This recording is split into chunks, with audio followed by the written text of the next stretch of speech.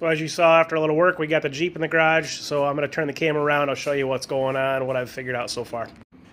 So first things first, just going around and checking all of our fluids, making sure we've got oil still in it, trans fluid, differentials, coolant, and then we'll get this thing on the battery charger.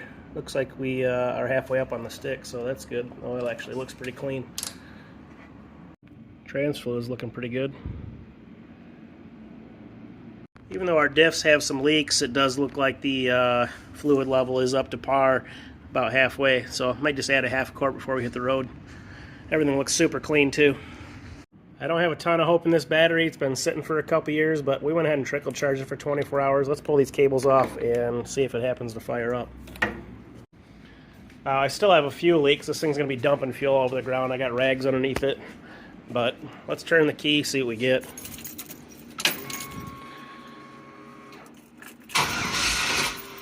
That's hopeful.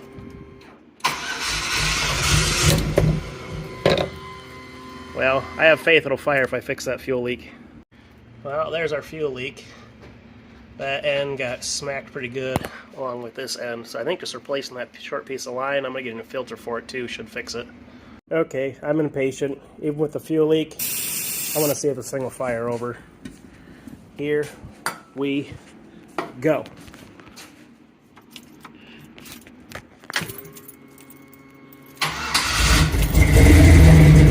Ooh. Oh.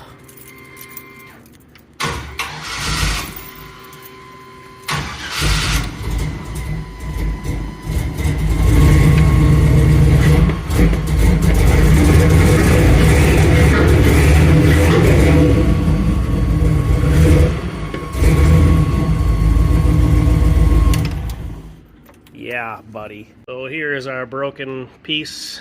It's been broken for a while. Pulled that off that flange, and we are going to actually go to a 1350 flange here and upgrade this drive shaft from a 1310, and then I'm going to end up putting an anti-wrap bar on here that goes here to keep this thing from wrapping anymore. You can see it used to have one on there, but it's been gone for a long time.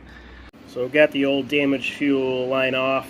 You can see it took a pretty good smack from the drive shaft. Now it's time to search for parts. So I'm going to try to find a fuel filter like this. I think I have them online. I'm hoping to find one local to try to get this thing started today. So I'm going to head up to the parts store, see what I can find. But this is the style of end it has on there for the threaded ends.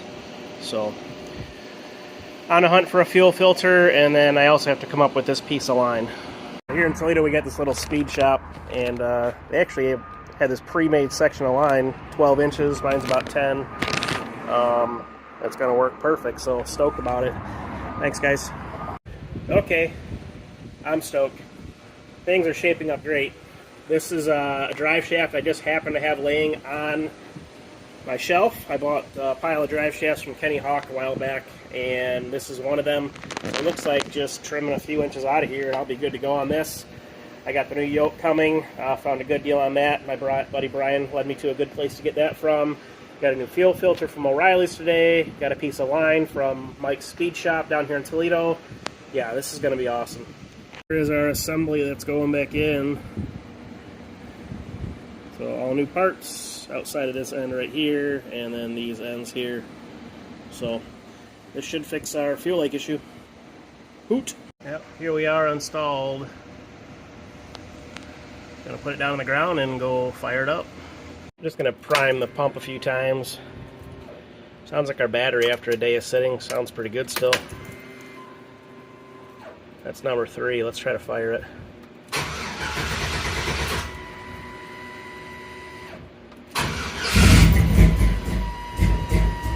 Come on, baby.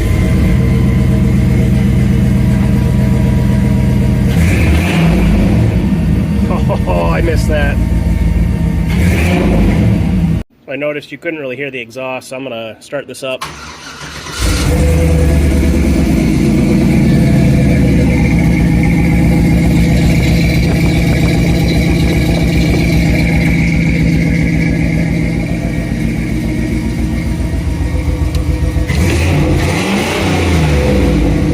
She sounds healthy. fabricating the traction bar today. There is my lower mount. Just had to trim those out, welded both sides. And this is going to be my upper mount. Have it gusseted, welded underneath. And then it gets a hanger here with a heim joint and 2 bars back. I'll show you that in a second. So here is the actual anti-wrap bar. Poly bushing. And this end there's going to be a heim, so it has some articulation there. This is the same side that gets the hangers. This is the frame side. Over there is the axle side. So what made me decide to get this thing out of the weeds, out of the backyard, is we've got a Stillwell trip this weekend. So kind of the last piece of the puzzle is to try to get this anti-wrap bar built and on. Obviously you saw the drive shaft got in, fuel line fixed. All these were problems from the anti-wrap bar breaking, the old one. So I think the problem was on the old one, you didn't have this boomerang hanger here to allow for flex. We're doing a heim here. Got some adjustability. I guess they say you want this on a 90. And then this is the axle side bracket. So should be about ready to go. The other things too is I had a vent hose leaking here we fixed. I had a coolant leak, just a leaky line. I had a power steering leak. So these are all things that I took care of over the last couple days. So should be ready to rock and roll. So another thing I'm going to be installing, kind of a quick thing. So I have something, technology's come a long way since this YJ was out. So I'm actually going to mount this to my dashboard like that. And what this is a phone mount. So it's going to have this clamp here to hold my phone, which my phone's actually going to work as my tack, because the tack doesn't work in here, and also my speedometer. The speedometer kind of works, but it bounces around. It gets these arms that go on here, so it'll be nice up here right in my view. And then it's got 2 spots on there, so the other thing I'm going to mount is a GMSR mount. So I'll give you another video here, actually show you all this installed. So here's my mount installed on the dashboard. There will be my cell phone, so from the cockpit I'll have a good view of my phone. That'll have my tachometer on it. And here's my radio mount.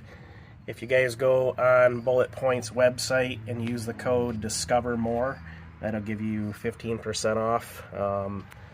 So that'll help me out a lot. And they got some great products on here. This is kind of a generic mount you can find underneath the early model JKs, but it works for a lot of things because it's got this flat surface. It's around 8 inches by 2 inches, and you can actually add an additional ball right here.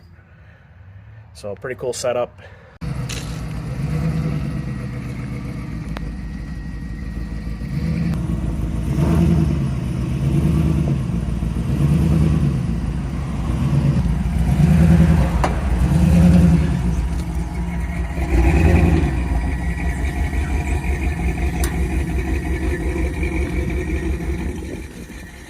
Wanted to say thanks for watching these reels as I got this YJ together. It's official. We are out on the trails. Tires are spinning, moving forward. So excited about having this back together. It's been a long time coming.